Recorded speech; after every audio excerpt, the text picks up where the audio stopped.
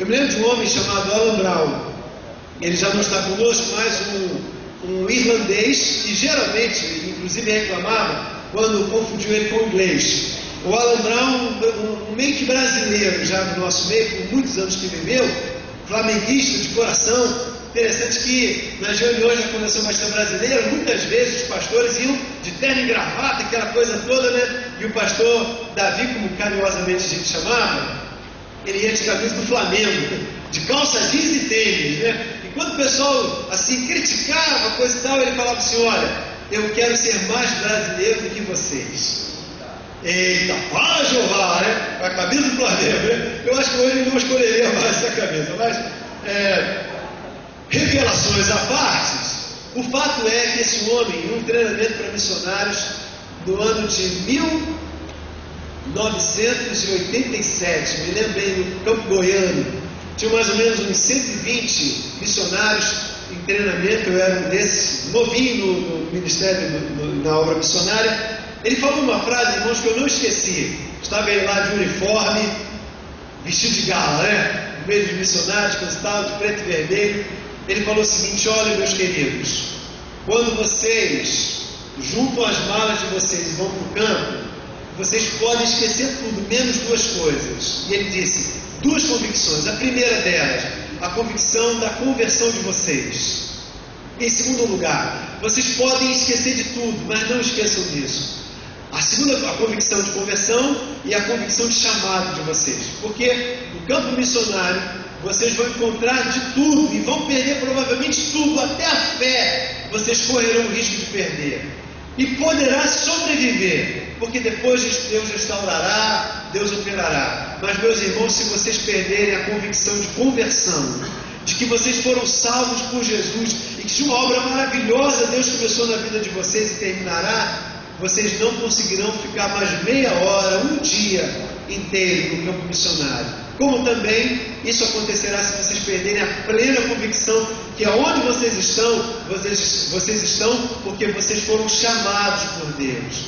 Meus irmãos, eu trago essa palavra daquele irlandês flamenguista para colocar no meu coração de novo, no coração dos irmãos. Nós podemos perder tudo, irmãos. A gente pode perder até a família, podemos perder até a nossa própria vida. Mas se a gente perder a expectativa, a certeza, a convicção de que nós fomos salvos por Jesus e que nós fomos chamados para uma obra específica, nós certamente não conseguiremos fazer a obra que nós fomos lembrados nessa manhã, de sermos luz em um país em treva. Então o testemunho eficaz requer uma experiência autêntica, vigorosa, inegociável. Em segundo lugar, queria que você olhasse agora comigo, estamos em Atos 4. Olha comigo, por favor, 14 e 15. Vamos ler juntos? Vamos lá? Digamos: vendo com eles o homem que fora curado, nada tinham a dizer em contrário, e mandando-os sair do sinédrio, consultaram entre si. Esse texto, versículo 14 e 15, aliás, vamos até o 16, vamos 16 também. Agora queria ouvir vocês na leitura. Digamos: dizendo...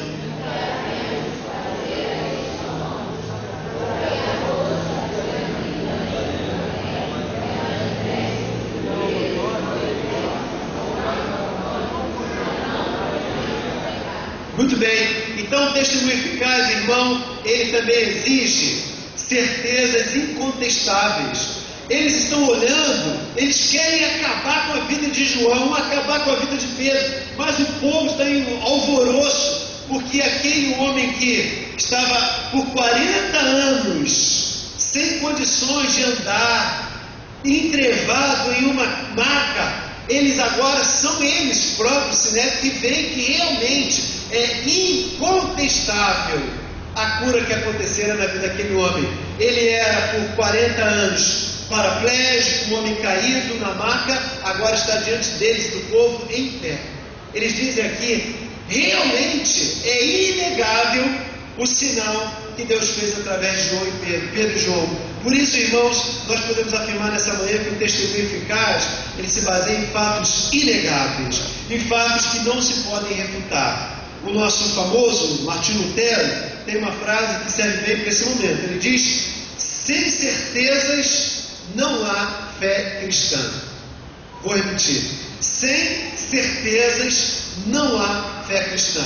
Em outras palavras, irmãos, certeza, convicção é alguma coisa que não pode ser contestado. Eu me lembro na minha adolescência para a juventude, quando tive um encontro mais radical com o Senhor, Deus me colocou logo no cenário, no ambiente da obra missionária. E eu fui treinado num grupo chamado Salomonguismo, projeto missionário Salomonguismo, que era como que o departamento de evangelismo da Juventude Batista Carioca.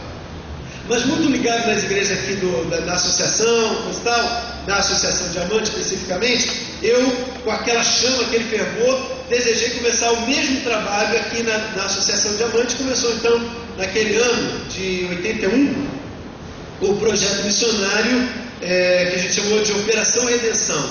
Esse grupo existe, já tem 31 anos de vida, e outros lideraram, foram tocando projeto, etc. E vivemos uma experiência fantástica com aquele grupo. Eu me lembro que eu tinha 2 liderados, eles gêmeos, e os 2 completando 15 anos. Geazi e Geazi, eram assim um pouquinho de gente, pequenininhos, de olhos azuis, bonitos, meninos muito bonitos. Nós estávamos num caminhão pregando o evangelho ali no Jabu, na Praça do Jabu, e havia uma pequena multidão ali, a gente estava fazendo barulho, aquela coisa toda. Eles tinham 15 anos nessa época. O Geazi, hoje um sociólogo, militar também, que lidera até hoje esse grupo, Operação Redenção, e Geazi, que é um pastor missionário no interior de São Paulo, já atuou em várias partes do Brasil, etc. Estavam os 2, e Geazi, aliás, o Geazi, até hoje confundo porque eles muito parecidos, estavam com o microfone. Eu me lembro, irmãos, como fosse agora, à noite, anoitecendo, na Praça do Jabu, movimento grande, barulho de trânsito, etc. Ele estava dando testemunho de conversão dele. Ele usou essa frase. Ele nascido no Jabu, ele disse assim: vocês me conhecem desde garotinho aqui, muito de vocês. Vocês podem até não crer no que eu estou falando, vocês podem não crer na Bíblia, vocês não podem crer talvez em Deus, até não crer em Deus, mas o que vocês não podem deixar de acreditar é o que Ele fez na minha vida. Um menino de 15 anos falando para os meninos de 15 anos que jogavam bola. Ele estudava na escola daquele bairro, ele brincava naquelas ruas, ele era conhecido naquele bairro. Mas com 15 anos, irmãos, ele falava com uma intrepidez, a veia do menino pulava, e ele falava com uma chama, com um grande ardor. Vocês podem até não crer em Deus, mas é impossível vocês não crerem no que Ele está fazendo na minha vida. Olha, irmãos, esse é o testemunho incontestável. Aqueles homens olhavam para aquele homem paralítico outrora e olham para ele depois de 40 anos e dizem: é impossível nós não crermos e admitirmos que ele era um paralítico que agora está em pé curado. É essa a verdade que as pessoas olhando em nós vão também ter que admitir, mesmo que não creiam em Deus. Será impossível reconhecer ou não reconhecer o que esse Deus tem feito nas nossas vidas. Por isso, a gente pode crer que seremos luz no meio das trevas quando o nosso testemunho ele se baseia em fatos inegáveis. Versos agora, estamos no 17, vamos ao 17 ao 20. Pode acompanhar aí, estamos em Atos 4, 17 a 20. Preparados? Digamos, mas para que não haja maior divulgação entre o povo, ameacemos para não mais falarem deste nome. Chamando-os, ordenaram-lhe que absolutamente não falassem nem ensinassem em nome de Jesus. Mas Pedro e João lhes responderam: digam lá.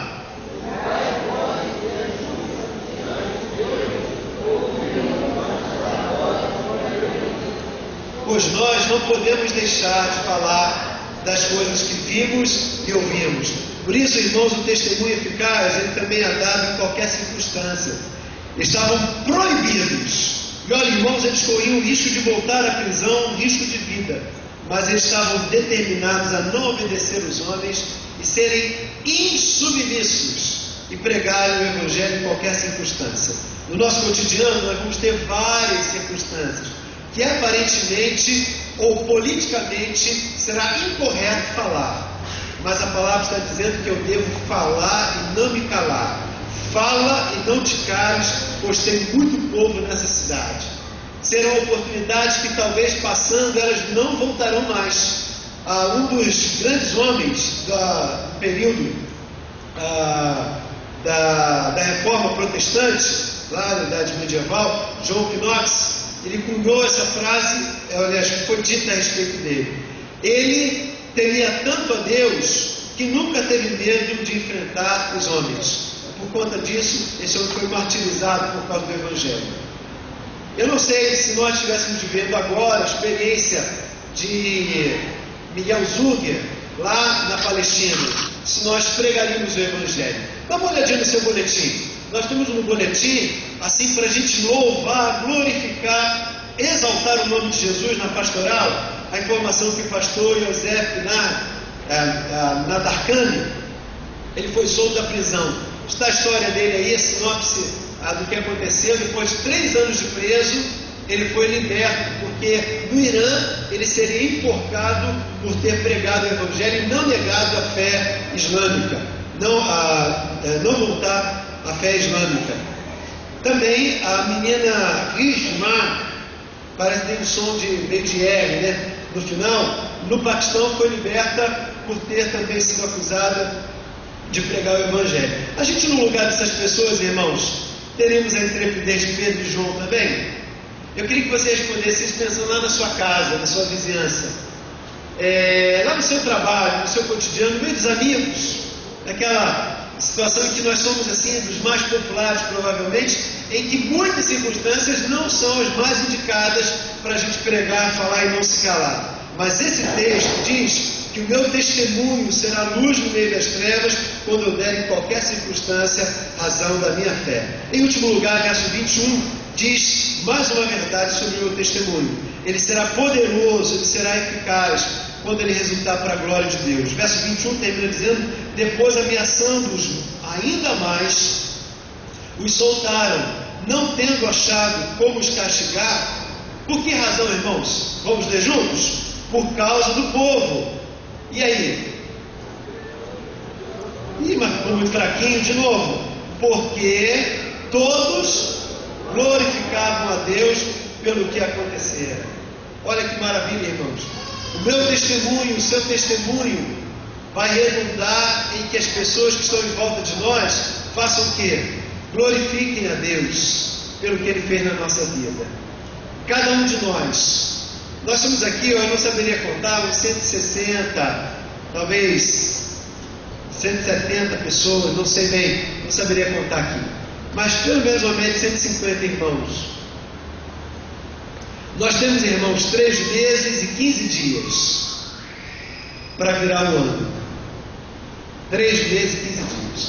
Aliás, 14, né? Hoje 16. Acho que hoje termina 30 ou 30 esse mês, 30 ou 31. Sempre troca. É 30, então mais ou menos isso mesmo. Meus irmãos, ao longo desse ano, quantos de nós, não precisa se manifestar não, quantos de nós conseguimos levar uma alma para Jesus? Nós temos mais ou menos 3 meses e 15 dias. 3 meses e meio. O que nós vamos fazer com esses próximos meses? O texto está desafiando que cada um de nós possamos fazer como Pedro e João, que tenhamos um testemunho tão eficaz, poderoso, que essas verdades estejam no nosso coração também, seja parte da nossa prática.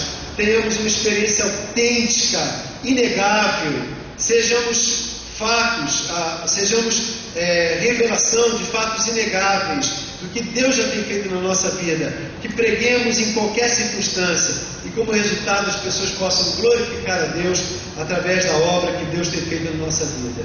Deus já começou uma grande obra, irmãos, uma grande obra, mas ela precisa da minha ação também. Eu estava falando aqui na classe de novos crentes, novos membros, domingo passado e hoje, que para nós sermos membros da igreja, o primeiro passo é ter uma experiência autêntica com Jesus. Domingo passado falei a mesma verdade, bati nesse mesmo ponto. Para nós sermos membros da igreja, a primeira coisa, nós temos que ter uma experiência básica, verdadeira, genuína com Jesus. E eu disse domingo passado, falei de manhã para os meus irmãos da classe de novos membros, que não é estranho, deveria ser, mas não é estranho pensar na possibilidade de termos membros antigos que ainda não são novos na fé, não nasceram de novo, fruto de uma percepção de hábitos que não mudaram, que continuam do velho homem.